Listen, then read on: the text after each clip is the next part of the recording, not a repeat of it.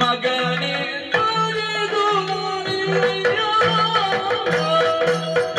ಜಗದೋಳಿ ನೀರಿಲ್ಲ ಅವಾಗಿಂದ ರಾಗಿದ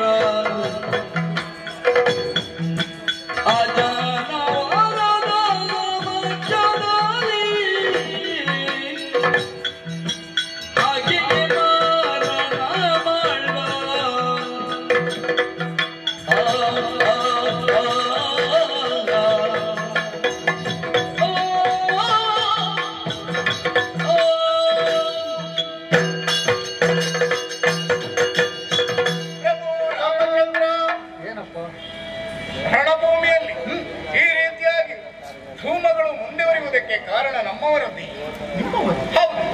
ಇಂದ್ರಜಿತು ಮೂಲ ನಿಕುಂಬಿನಿಯಲ್ಲಿ ಮಾರಣಯಾಗವನ್ನು ಮಾಡುತ್ತಾ ಇದ್ದಾನೆ. ಅದರ ಪ್ರಭಾವದಿಂದ ನಮ್ಮವರೆಲ್ಲ ಈ ರೀತಿಯಾಗಿ ತಲೆಗೊರಡುತ್ತಾ ಇದ್ದಾರೆ. ಪ್ರಭು, ಒಂದೊಮ್ಮೆ ಆ ಮಾರಣ ಹೋಮ ಆತ ಪೂರ್ಣಗೊಳಿಸಿದಂತಾದ್ರೆ ಆತನನ್ನು ಈ ಪ್ರಪಂಚದಲ್ಲಿ ಸೋಲಿಸುವವರೇ ಇಲ್ಲ. ವಿಶೇಷವಾದಂತಹ ರಥವನ್ನು ಅವನ ಕೈ ಸೇರ್ತವೆ. ಅದೆಷ್ಟೋ ಶಕ್ತಿಯಾಯುಧಗಳನ್ನು ಆತನ ವಶಪಡ್ತವೆ. ಒಂದೊಮ್ಮೆ ಅದೆಲ್ಲ ಅವನ ವಶವಾದ್ರೆ ಅವನನ್ನು ಸೋಲಿಸುವವರು ಯಾರೂ ಇಲ್ಲ. ಪ್ರಭು, ಅವರನ್ನು ಸದೆಬಡಿಯುವ ಬಗೆ ಹೇಗೆ ಅಂತ ಬೇಕಲ್ಲ. ಇದೇ ಆದರೆ ಆತನನ್ನು ಈಗಲಾದ್ರೂ ಆ ಹೋಮವನ್ನು ಹಾಳು ಮಾಡಿ ಸದೆಬಡಿಯಬಹುದಿತ್ತು. ವರವೊಂದಿದೆ ಅವನಿಗೆ. ಆ ವರದ ಪ್ರಭಾವ ಹೇಗೆ? ಯಾರೇ ಆಗಲಿ 12 ವರ್ಷಗಳ ಪರ್ಯಂತ ನಿದ್ರಾ, ಆಹಾರ, ಸತಿ ಸಹವಾಸ ಇದನ್ನೆಲ್ಲ ಬಿಟ್ಟವರಿಗೆ ಮಾತ್ರ ಆತನನ್ನು ಗೆಲ್ಲುವುದಕ್ಕೆ ಸಾಧ್ಯ ಇದೆ. ನಮ್ಮಲ್ಲಿ ಅಂತವರು ಯಾರಿದ್ದಾರೆ?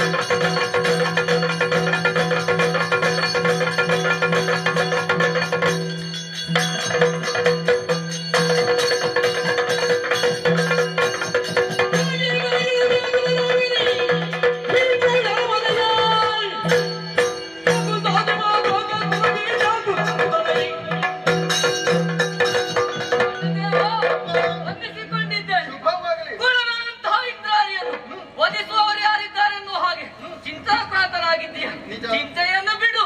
ನನಗೊಂದು ಅಪ್ಪಣೆಯನ್ನು ಕೊಟ್ಟೆ ಅಂತಾದ್ರೆ ಆ ದಶಕಗಳನ್ನು ಮಣ್ಣು ಗುಡಿಸಿ ಬರ್ತೇನೆ. ಅಪ್ಪಣೆ ಕಳುಹಿಸಿಕೊಟ್ರೆ ಏನು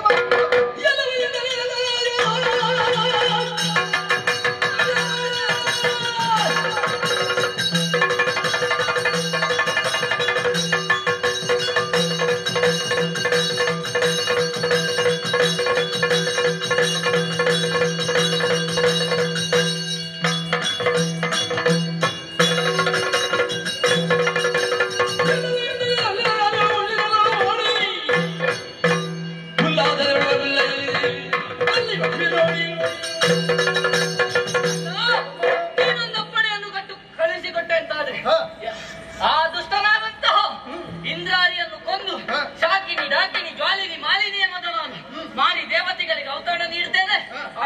ಎಲ್ಲವರಿಂದಲೂ ಸಲ್ಲುವ ಕಾರ್ಯ ಅಲ್ಲ ಅಂತ ವಿಭೀಷಣ ಹೇಳಿದ ಮೇಲೂ ಕೂಡ ಈ ಕಾರ್ಯವನ್ನು ಸಾಧಿಸಿ ಬರ್ತೇನೆ ಎಂಬಂತಹ ಉತ್ಸಾಹದಿಂದ ಹೊರಟು ನಿಂತವನಿ. ನಿನ್ನ ಉತ್ಸಾಹಕ್ಕೆ ತಣ್ಣೀರು ಎರಚುವುದಿಲ್ಲ. ಶುಭವಾಗಲಿ ಮಗನೇ, ಹೋಗಿ ಬಾ. ವಿಭೀಷಣ ಇಂದ್ರಾರಿಯ ಅರಿವನ್ನು ಅವನಿಗೆ ತೋರಿಸುವಂತಹ ಕೆಲಸ ನಿನ್ನದು. ಹನುಮಂತ ಕಪಿಸೇನೆಯೊಂದಿಗೆ ಅವರ ಬೆಂಬಲಕ್ಕೆ ಎಲ್ಲರೂ ತೇಳಿ ಶುಭವಾಗಲಿ.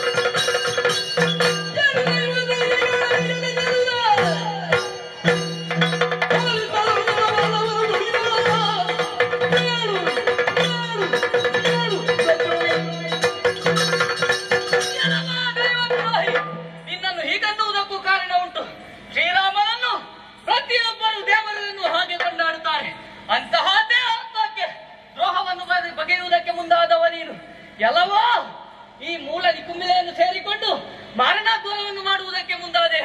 ಇದು ಲಕ್ಷ್ಮಣ ಬಂದಿದ್ದೇನೆ, ಏಳು ಏಳು ಏಳು ಹೇಳುವುದಿಲ್ಲವೇ? ಏಳು ಏಳು ಎನ್ನುವ ಹಾಗೆ 7 ಬಾರಿ ಹೇಳಿದ್ರು ಕೂಡ ಹೇಳುವಂತಹ ಸ್ಥಿತಿಯಲ್ಲಿ ಇವ ಇಲ್ಲ. ಇವನನ್ನು ಹೇಗೆ ಮೇಲೆಬ್ಬಿಸಬೇಕೆನ್ನುವುದು ಚೆನ್ನಾಗಿ ಗೊತ್ತಿದೆ. ನನ್ನ ಎಡಗಾಲಿನಿಂದ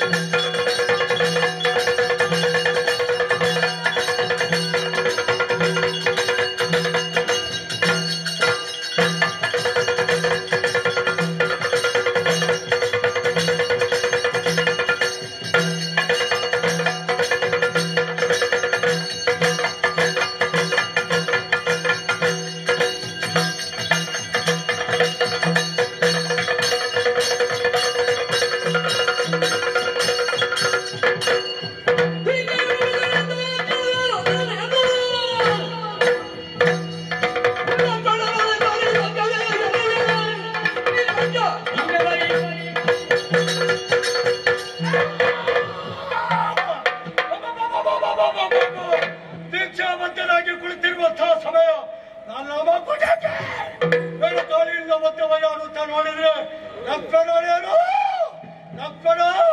ನನ್ನ ಪಾಲಿಗೆ ನಿರ್ಲಕ್ಷ್ಯ ನಿರ್ಲಕ್ಷ್ಯ ನಿರ್ಲಕ್ಷ್ಯ ನನ್ನನ್ನು ತೋರಿಸುವುದಕ್ಕೆ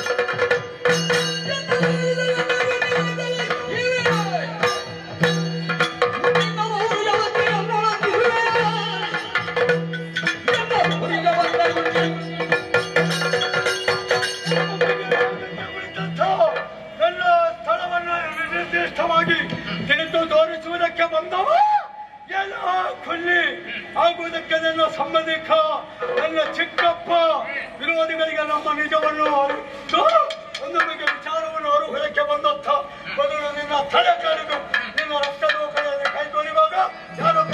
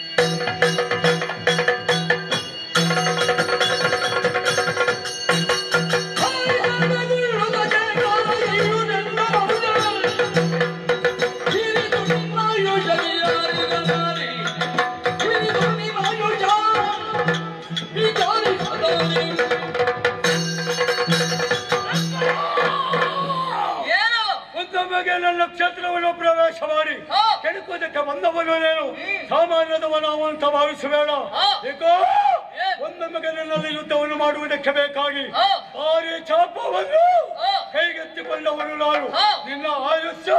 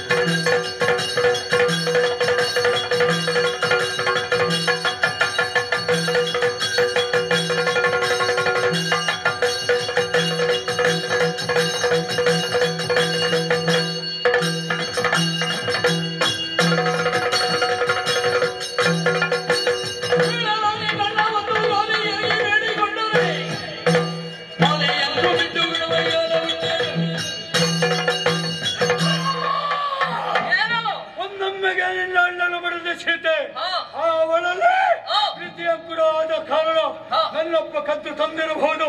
ನಿನ್ನ ಅಲ್ಲ ನನ್ನಪ್ಪನ ಕಾಲಿಗೆ ಎರಗಿ ತಪ್ಪಾಯ್ತು ನನ್ನ ಹೆಂಡತಿಯನ್ನು ಬಿಟ್ಟುಕೊಡು. ಒಂದೊಮ್ಮೆಗೆ ಕೇಳಿಕೊಂಡವರು ಕೂಡ ನನ್ನಪ್ಪ ಬಿಟ್ಟುಕೊಡು.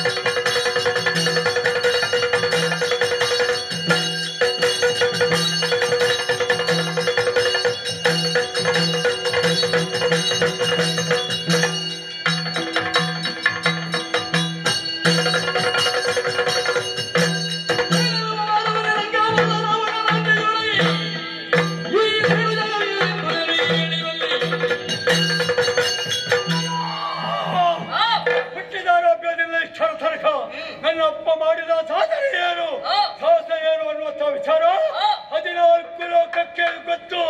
ಹೀರೇನು ಜಗತ್ತಿನ ಪ್ರತಿಯೊಬ್ಬರು ಕೂಡ ಅವರನ್ನು ಕೊಂಡಾಡುವುದು ಮಾತ್ರವಲ್ಲ, ಎಲ್ಲವರು ಕೂಡ ಆಡುಗಳಾಗಿ ಜೀವಿಸ್ತಾ ಇದ್ದಾರೆ. ಚತುರ್ದಶ ಸಂಪೂರ್ಣದಲ್ಲೂ ರಾಮನ ಅನ್ನುವಂಥ ಜಗತ್ತಿಗೆ ಪಡೆದಂತ ನನ್ನ ಅಪ್ಪನ ವಿಚಾರ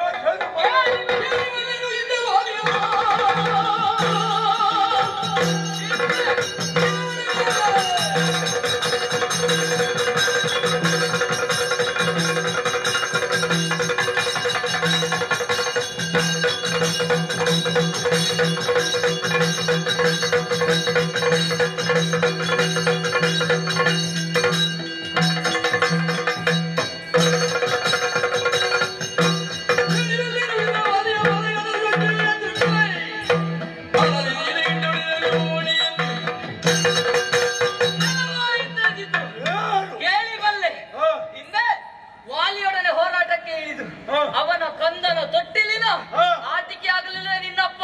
ಇಷ್ಟೇ ಸಾಕಾತ ಇನ್ನೇ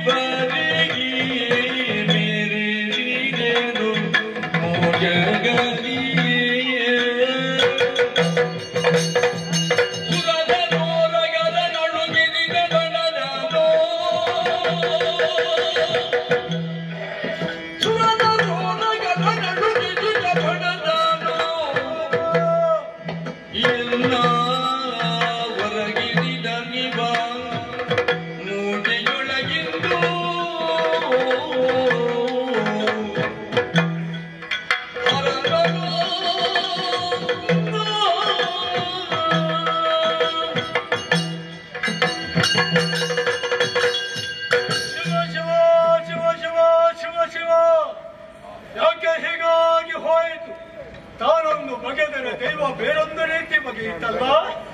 ಒಂದೊಮ್ಮೆಗೆ ಇಂದ್ರಾಣಿಯ ಜೀವನದಲ್ಲಿ ಯಾವ ಭಟನಿಗೂ ಕೂಡ ಅಳುಕಿದವನು ನಾನಲ್ಲ, ಅಂಜಿದವನು ನಾನಲ್ಲ. ಆದರೆ ಇಂದು ಕೇವಲ ಮಾನವನ ಹುಡುಗರಲ್ಲಿ ಒಂದೊಮ್ಮೆಗೆ ನನ್ನ ಪಾಲಿಗೆ ಸೋಲವಾಯಿತು ಅಂತಾದ್ರೆ ಏನು ಕಾರಣ ಇರಬಹುದು? ಸಾಮಾನ್ಯದವನ ನಾನು ಎಂದಕ್ಕಾದ್ರೂ ಕೂಡ ಸುರನಾರೋಗನ್ನೇ ಒಂದೊಮ್ಮೆಗೆ ಬೆಚ್ಚಿ ಬೀಳಿಸಿದತ್ತ ಅದಕ್ಕುಳ್ಳ ಇಂದ್ರಾಣಿಯಾಗಿದ್ದ ಇಂದ್ರನಲ್ಲೇ ಯುದ್ಧದಲ್ಲಿ ಎಡಬಡಿ ಬಂಧಿಸಿ ಇಂದ್ರಾರಿ ಅನ್ನುವಂತ ನೆಗಳ್ತಿಗೆಯನ್ನು ಪಡೆದಂತ ನನ್ನ ಪಾಲಿಗೆ ಇಂದು ಸೋಲವಾಗಿ ಹೋಯಿತೇನೆ. ಯಾಕೆ ಹೀಗೆ? ನನ್ನಲ್ಲಿ ಕಾಳಗವನ್ನು ಕೊಡುವುದಕ್ಕೆ ಬಂದವರು ಇವರು ಯಾರಾಗಿರಬಹುದು?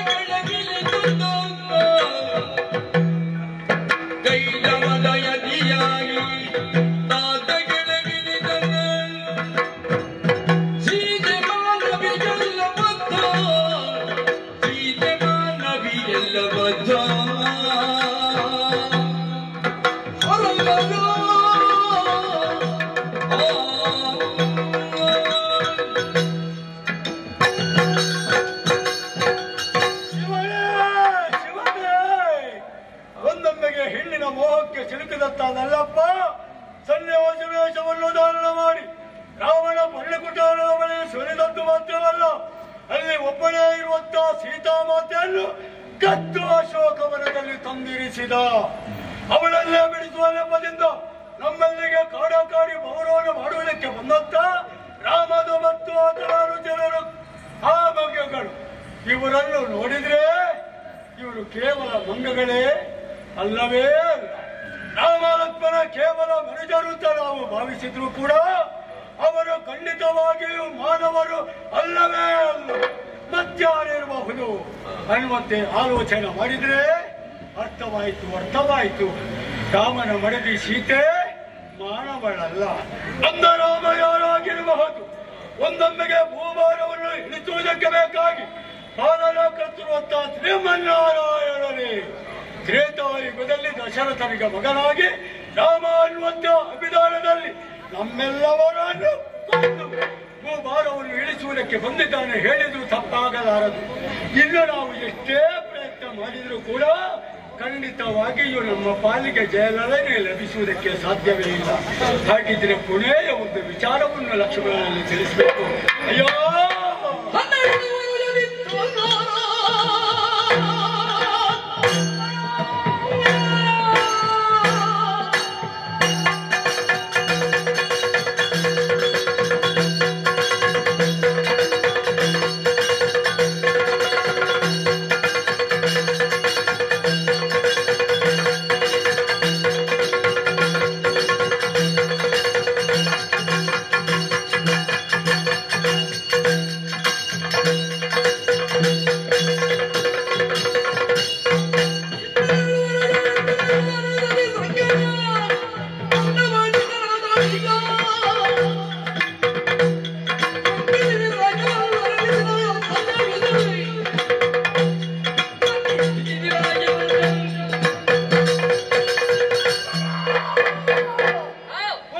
ಕೊಲ್ಲುವುದಕ್ಕೆ ಬೇಕಾಗಿ ಮೂಲ ಋತುಮೆಲೆಯನ್ನು ಸೇರಿದವನು ನೀನು. ಅಷ್ಟು ಸುಲಭದ ಮಾತು ಅಂತ ನೀನು ಭಾವಿಸಬೇಡ. ನನ್ನನ್ನು ಕೊಲ್ಲಬೇಕು ಅಂತ ಆದ್ರೆ 12 ವರ್ಷ ನಿದ್ರೆ ಆಹಾರ ಹೆಂಡತಿ ಸಂಘವನ್ನು ಯಾವತ್ತೂ ತ್ಯಜಿಸಿರ್ತಾರೋ ಅಂತವನಿಂದ ಮಾತ್ರ ನನ್ನ ಪಾಲಿಗೆ ಬರೋಣ ಅಂತ ಯೋಗ್ಯತೆ ನಿನ್ನಲ್ಲಿ